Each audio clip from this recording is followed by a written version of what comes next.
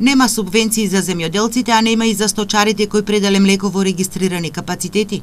Уште пред да започне политичката криза во земјава, Агенцијата за финансиска поддршка на земјоделството организираше средба со земјоделците во Штипско да ги слушне нивните проблеми. Млекопроизводителите тогаш се пожалија дека на сметките не им легнал ниту денар за млекото што го однеле во млекарниците. Ние не сме добиле да видиме што е проблемот. Инаку аплициравте уредно се? Да. Добивте некаков одговор до сега или не? Одговор, наводно фактурите оригинал не биле пратиме ги сега да видиме што е работа. За овците е предадено млеко за 7 месеци, од кои само за 1 месец е исплатено.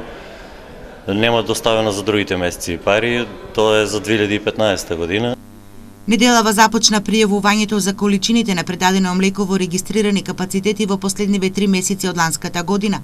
Од подрачната единица на Министерството за земјоделство во Штип ги повикаа сточарите да ги донесат откупните белешки за предадено млеко за субвенции.